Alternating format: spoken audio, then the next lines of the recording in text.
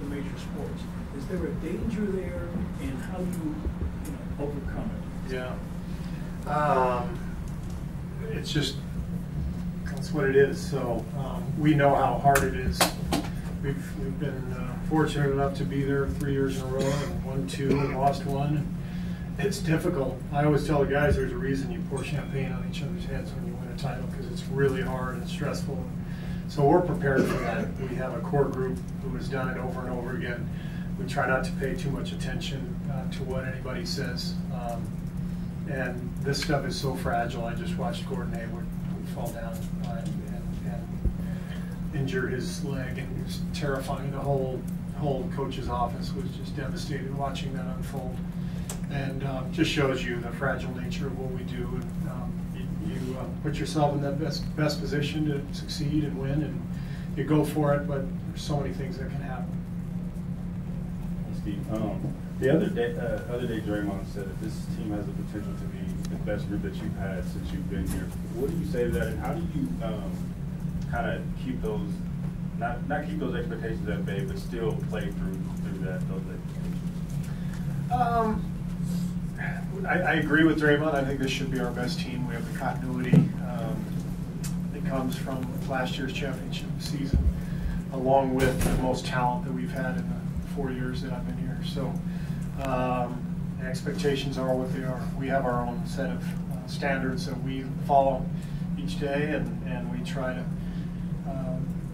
pace ourselves through the journey. And that doesn't mean take it easy. It means know when to practice hard, know when to pull back, know when to rest 5 guys in San Antonio and take a lot of heat for that. We won't have to worry about that this year, given what the league's done with the schedule. But we've got to be smart as a team and as a staff. For example, tonight, Andre, it doesn't make sense to play him. If it were the finals, he'd play, but it's not. So we've got to be aware of that all year long and understand that this is the 4th year we're trying to do this and act accordingly. Steve, Michael Jordan's scheduled to be in town tomorrow speaking at USF. Has he been in touch? Are you going to get a chance to see him? Or I have not heard from him. I didn't know that. What's the event? Rick Boltz will be there too. They haven't specified all the topics. Nice.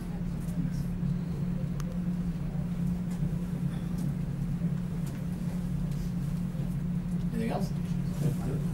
I did want to ask you about just the difference in the year comfort level with Kevin. Yeah. I mean, it's night and day.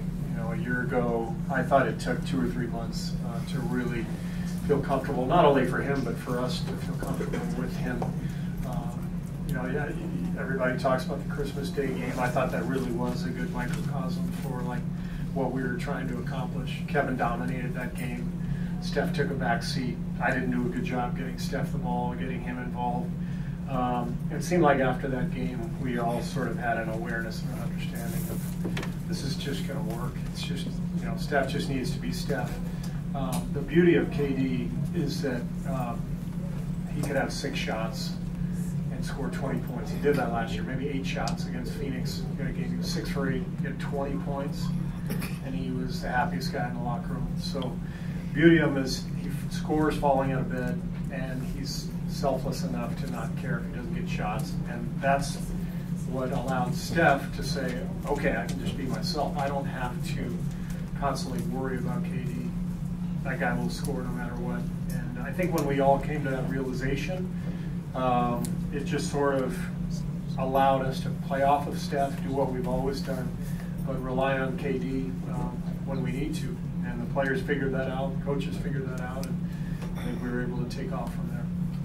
Last one. Steve, is there a way for you to articulate what Andre means to your defense in general and beyond that in a game like tonight where generally Clay and Andre sort of trade off on guarding James? Yeah. Where do you go with that tonight in terms of not having Andre available? Andre is as smart a defensive player as I've ever seen. Draymond is incredibly smart too. Scottie Pippen was so brilliant. Andre reminds me a lot of Scottie in terms of quarterbacking the defense and disrupting plays before they happen, anticipating where people are going to be, where the ball's going to be. So Andre's critical to our defense, and that'll be a challenge for us to play without him tonight against one of the best offensive teams in the league. All right, thank you.